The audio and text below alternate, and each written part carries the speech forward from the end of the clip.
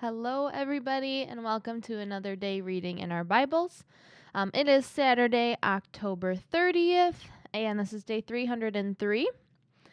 And we're going to go ahead and just get started with reading Lamentations, and we are in chapter 3. It says, I am the one who has seen the afflictions that come from the rod of the Lord's anger. He has led me into darkness, shutting out all light. He has turned his hand against me again and again all day long. He has made my skin and flesh grow old. He has broken my bones. He has besieged and surrounded me with anguish and distress.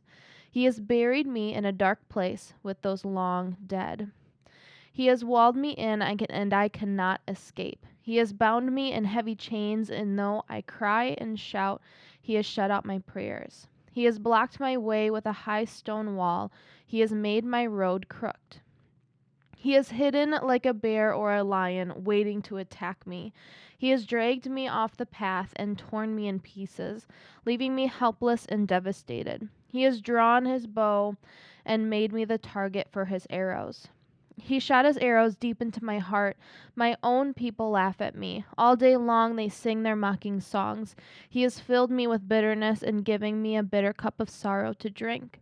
He has made me chew on gravel. He has rolled me in the dust. Peace has been stripped away, and I have forgotten what prosperity is. I cry out, my splendor is gone. Everything I had hoped for from the Lord is lost. The thought of my suffering and homelessness is bitter beyond words.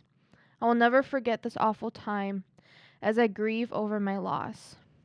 Yet I still dare to hope when I remember this. The faithful love of the Lord never ends. His mercies never cease. Great is his faithfulness. His mercies begin afresh each morning. I say to myself, the Lord is my inheritance. Therefore I will hope in him. The Lord is good to those who depend on him, to those who search for him. So it is good to wait quietly for salvation from the Lord, and it is good for people to submit at an early age to the yoke of his discipline. Let them sit alone in silence beneath the Lord's demands. Let them lie face down in the dust, for there may be hope at last. Let them turn the other cheek to those who strike them, and accept the insults of their enemies. For no one is abandoned by the Lord forever.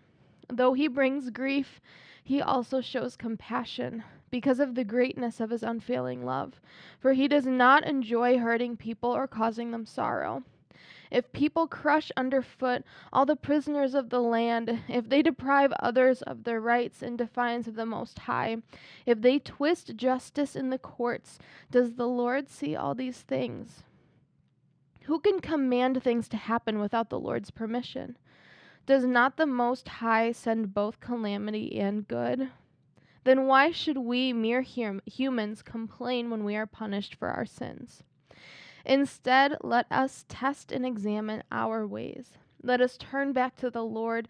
Let us lift our hearts and hands to God in heaven and say, we have sinned and rebelled, and you have not forgiven us.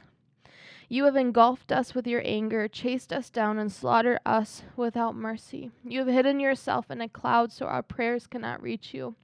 You have discarded us as refuse and garbage among the nations. All our enemies have spoken out against us. We are filled with fear, for we are trapped, devastated, and ruined. Tears stream from my eyes because of the destruction of my people. My tears flow endlessly. They will not stop until the Lord looks down from the heavens and sees. My heart is breaking over the fate of all the women of Jerusalem. My enemies, whom I have never harmed, hunted me down like a bird. They threw me into a pit and dropped stones on me. The water rose over my head, and I cried out, this is the end.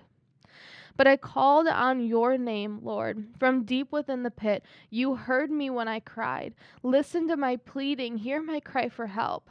Yes, you came when I called. You told me, do not fear. Lord, you have come to my defense. You have redeemed my life. You have seen the wrong they have done to me, Lord. Be my judge and prove me right. You have seen the vengeful plots of my enemies that they have laid against me. Lord, you have heard the vile names they call me. You know all about the plans they have made. My enemies whisper and mutter as they plot against me all day long. Look at them. Whether they sit or stand, I am the object of their mocking songs. Pay them back, Lord, for all the evil they have done. Give them hard and stubborn hearts, and let them curse, and let your curse fall on them. Chase them down in your anger, destroying them beneath the Lord's heavens. Whew, that was a lot. That was a lot of stuff in there.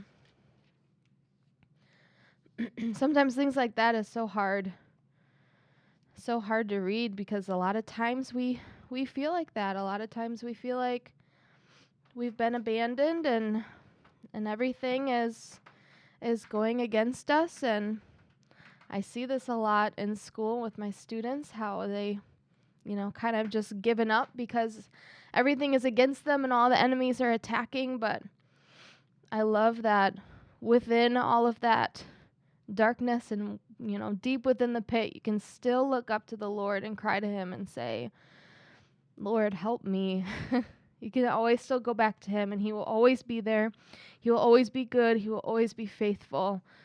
No matter where we are, no matter how much we're hurting, we can always run back to him. So that's good reminder. So we're going to go into Hebrews, and we get to read Hebrews chapter 1 together. It says, long ago, God spoke many things and in many ways to our ancestors through the prophets. And now in these final days, he has spoken to us through his Son. God promised everything to the Son as an inheritance, and through the Son, he created the universe. The Son radiates God's own glory and expresses the very character of God, and he sustains everything by the mighty power of his command. When he has cleansed us from our sins, he sat down on the place of honor at the right hand of the majestic God in heaven. This shows that the Son is far greater than the angels, just as the name God gave him is greater than their names. For God never said to any angel what he said to Jesus, "You are my Son. Today I have become your Father." God also said, "I will be his Father, and he will be my Son." And when he brought his supreme Son into the world, God said, "Let all of God's angels worship him." Regarding the angels, he sends his angels like the winds, his servants like flames of fire. But to the Son, he says, "Your throne, O God, endures forever and ever. You rule with a scepter of justice.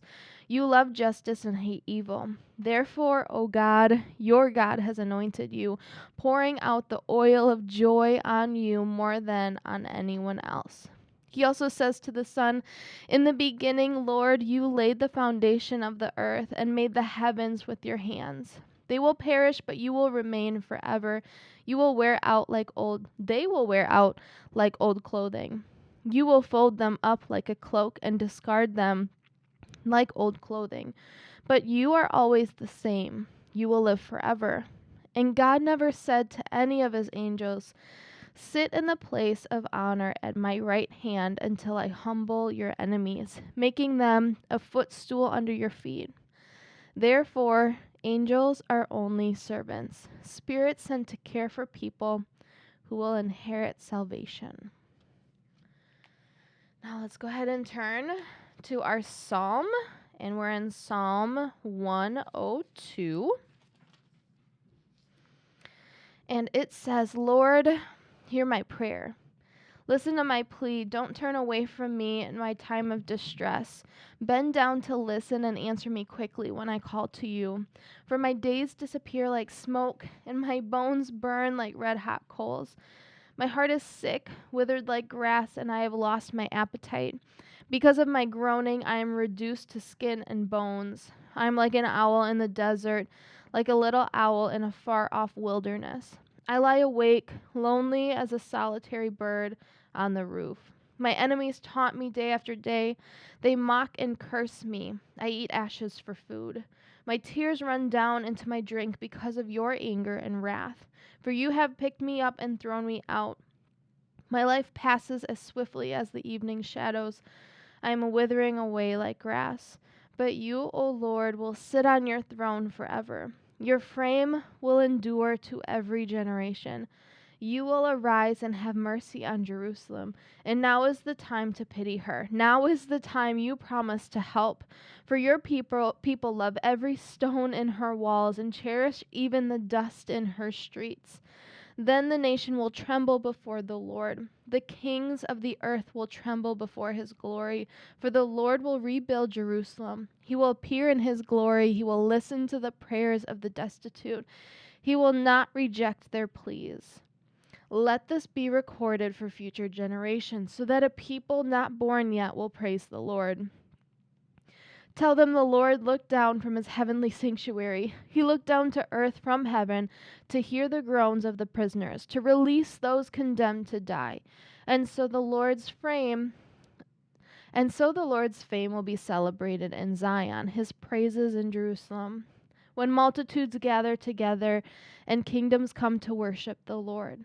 He broke my strength in midlife, cutting short my days. But I cried to him, "O my God who lives forever, don't take my life when I am so young. Long ago you laid the foundation of the earth and made the heavens with your hands.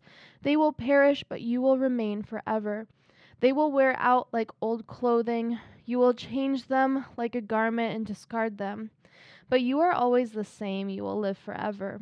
The children of your people will live in security. Their children's children will thrive in your presence." And now our Proverbs for the day. We're in Proverbs 26. We're in verses 21 and 22. A quarrelsome person starts fights as easily as hot embers light charcoal or fire lights wood. Rumors are dainty morsels that sink deep into one's hearts. All right, those were the verses for today. I have one more thing to read. This is our quote of today, and it's coming from Hebrews, and it is about faith.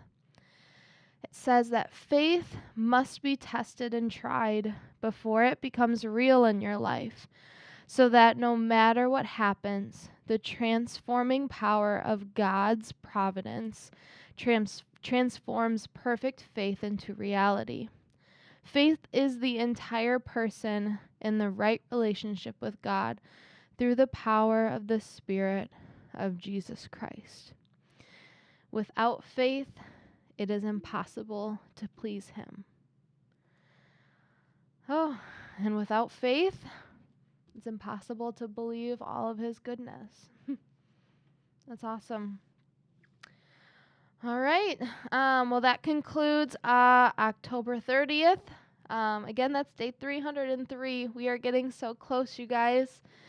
It has been a crazy year, and we're going to keep going all the way till the end, and we're not going to stop. So let's go ahead, and I will pray us out. God, I thank you so much for another day in your word. God, thank you for the gift of your word, God. Thank you for trusting your truth and your words with us.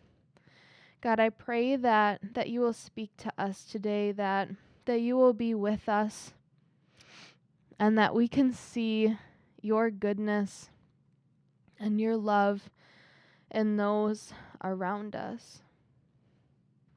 So God, we love you, we cherish you, and we pray all of these things in your name. Amen. Have a great day, guys. We'll see you later.